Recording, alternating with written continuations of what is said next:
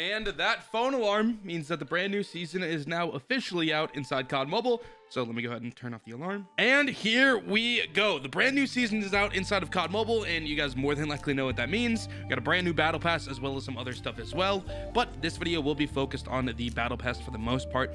And also, I just updated my game, so I still have some things that I have to get downloading. So I don't think most of this matters. I just have to make sure that I have the ranked maps and then the weapons and skins. But yeah, season 1 is now out, season 1 2022, and in this video we're going to be checking it out. So in terms of the Battle Pass, I have paid attention to it a little bit. I haven't looked super closely, but I have been seeing the teasers and whatnot on Twitter, but I haven't looked super closely or looked at any kind of like leaked gameplay or anything like that, because I just wanted to get, again, my raw look inside of the Battle Pass inside of this video.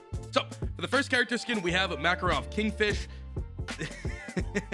He looks kind of cooler here than when I first pulled him up. Man, this is pasty. I thought I was pasty. Makarov is, you need some sunlight, bro. Yeah, interesting skin here. Kind of like I don't know, he kind of looks like a vampire to me. He's got that like Hotel Transylvania kind of look to me. I don't know, but interesting skin there. Probably won't be rocking it that much, to be honest. Second thing we have is the Fennic Zakivs Executioner, I think, and this is actually super sick. All right, I like this a lot. This looks super cool. You got like the I believe a bear charm on the gun. Obviously not like just a charm. It's not like the same as the other charms. It's its own little thing on the gun.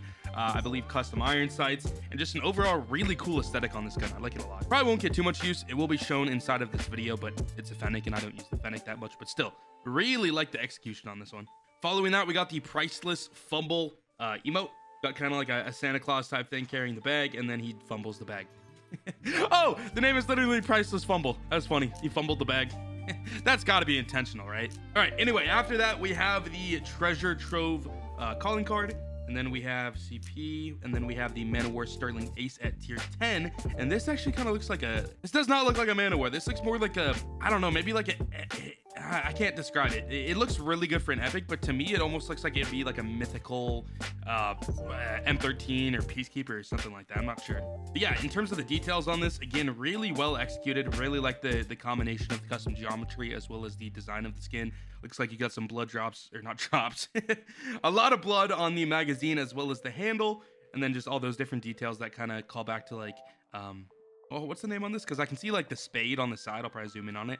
But is the name of the gun Spades? Or no, Ace. Okay, so it is meant to be kind of like a card design, but you can see the spades on the left.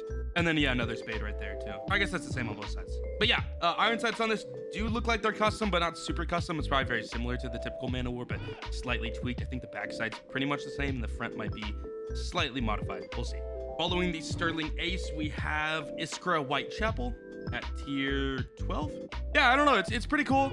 Probably won't be using it too much. I don't have much feedback. If I do have any feedback for you guys, it'd be pretty artificial. Like, I'd have to really be digging in the back of my head to get something to say about this. I just think it's kind of cool. Really slick, really dark skin, so it's definitely going to have that advantage of kind of playing in like darker, places, kind of like the rose skin in Fortnite, or not Fortnite, Warzone.